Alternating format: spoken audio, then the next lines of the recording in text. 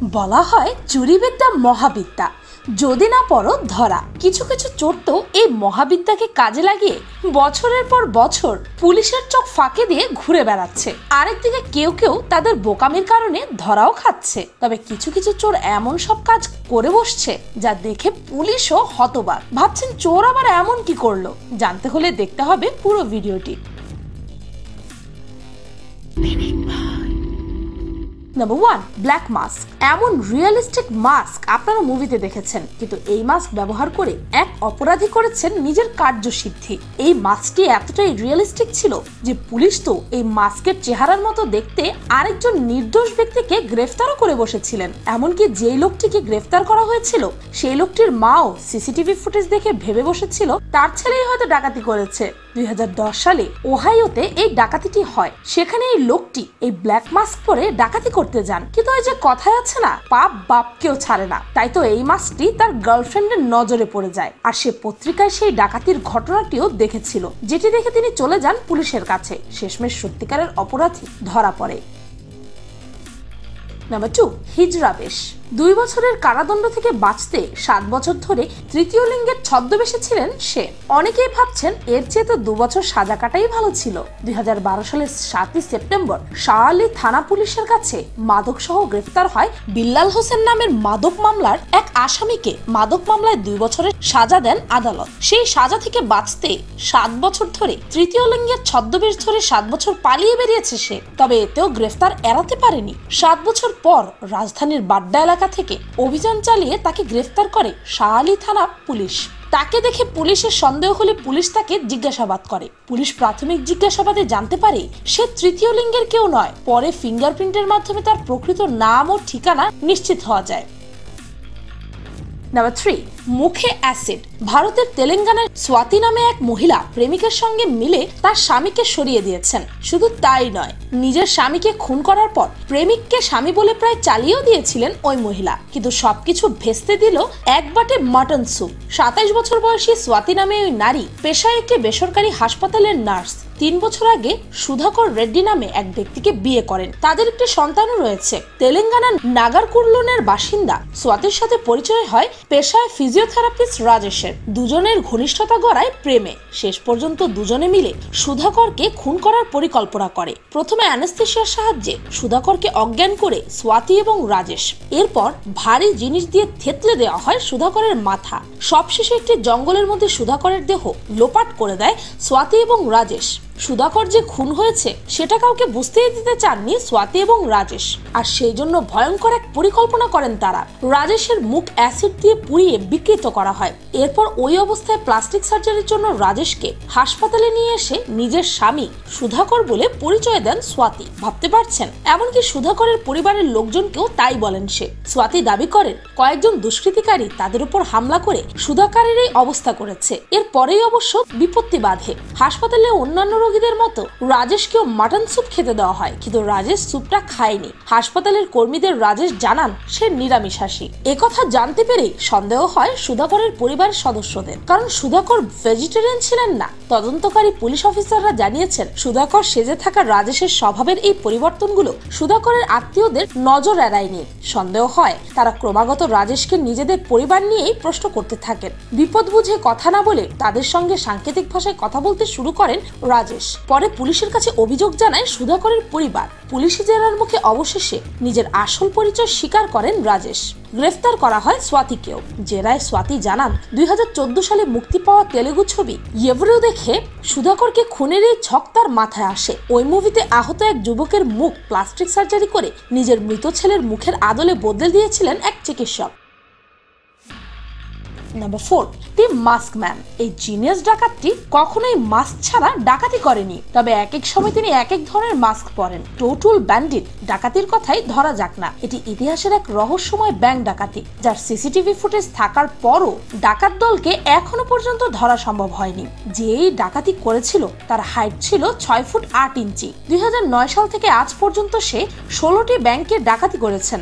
সে যখনই ডাকাতি করতে যায় তখনই একটি জ্যাকেট পরে যায়, সাথে থাকে একটি মাস্ক। দি মাস্ক মুভিটি হয়তো অনেকেই দেখেছেন একবার ডাকাতি করার সময় তিনি সেই রকম একটি মাস্ক পরেছিলেন। তবে সমস্যা হচ্ছে তিনি একবার এক এক রকম মাস্ক পরেন। তার এক পায়ে একটু সমস্যাও আছে, তাই তিনি খুঁড়িয়ে খুঁড়িয়ে হাঁটেন। সবচেয়ে অবাক করা ব্যাপার হচ্ছে তিনি একাই ব্যাংক ডাকাতি করেন, তার কোনো দল নেই। তবে এত কিছু জানার পরও FBI তাকে খুঁজে বের করতে পারছে না, আর এদিকে উনি $1 মিলিয়ন ডাকাতি করে বসে আছে।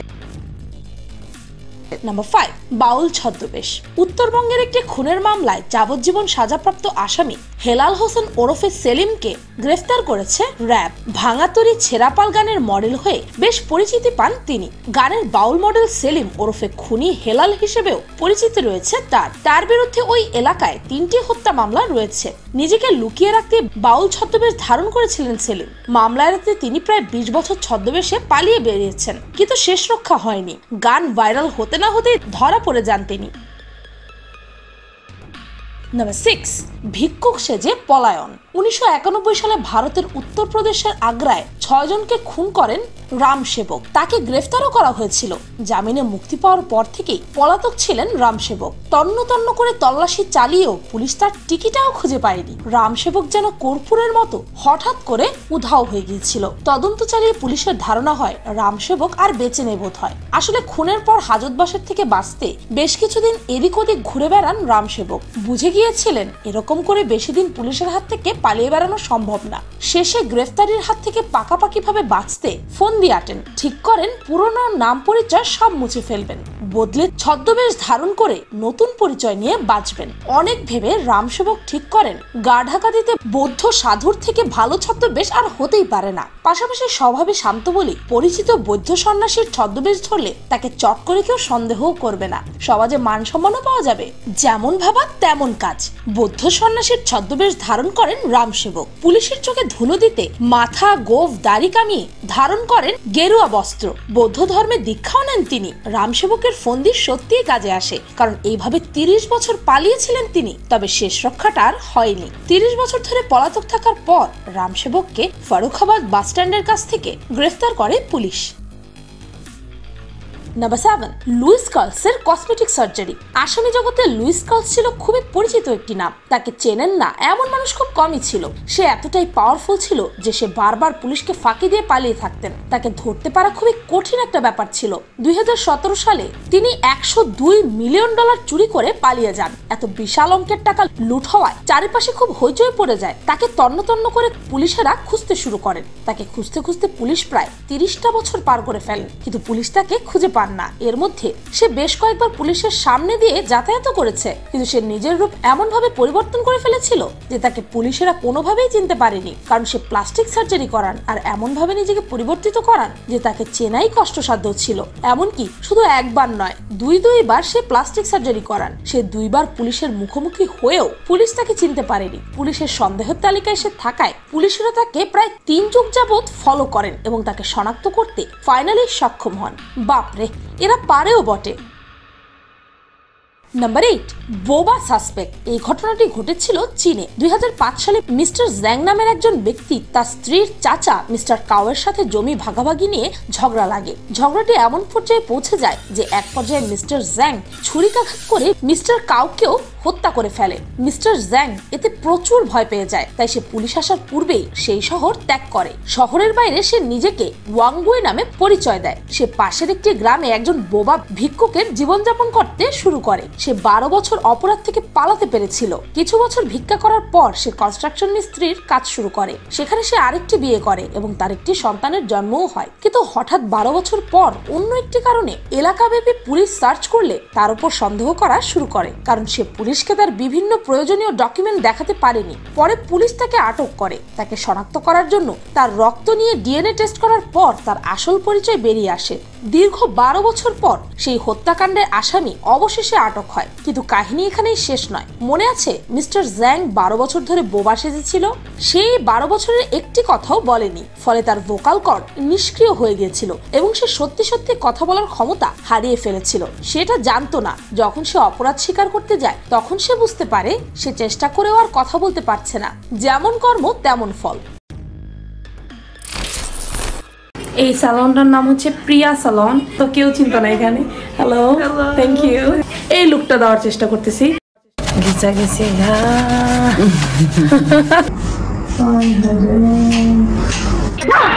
আমার শীতিটা উল্টা করা আমি কেমন বুঝাবো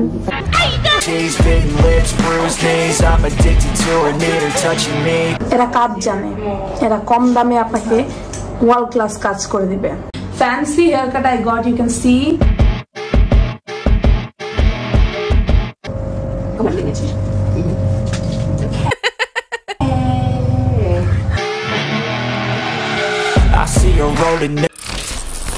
অপরাধ করা ঠিক যতটা সহজ, অপরাধী হওয়ার পর নিজেকে গোপন রাখা ঠিক ততটাই কঠিন। কিন্তু অপরাধ করার জন্য যতটা না কলাকৌশল রপ্ত করতে হয়, নিজেকে গোপন রাখার জন্য, পুলিশের হাত থেকে নিজেকে বাঁচানোর জন্য তার চেয়েও দ্বিগুণ কৌশল রপ্ত করতে হয়। কিন্তু এই যে কথায় আছে না, চোরের 10 দিন গৃহস্থের 1 দিন, এক সময় না এক সময় অপরাধ ধরা পড়ে, কারণ পাপ বাপকেও ছাড়ে না। ভিডিওটি ভালো লাগলে আপনার ফ্রেন্ডস এন্ড ফ্যামিলির সাথে শেয়ার করতে পারেন, আর পিনিক চ্যানেলটিকে সাবস্ক্রাইব করে বেল আইকনে অল নোটিফিকেশন অন করতে ভুলবেন না যেন। আমি ফাল্গুনি, আজকের মতো পর্যন্তই, দেখা হচ্ছে পরের ভিডিওতে।